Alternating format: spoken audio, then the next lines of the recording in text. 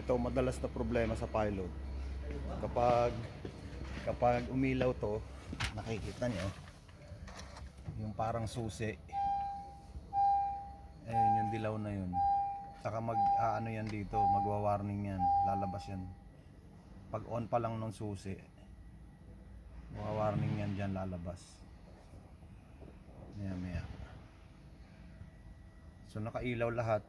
Yung ibang indicators are normal naman. Ayan, intermittent siya. Pero once na in-start mo,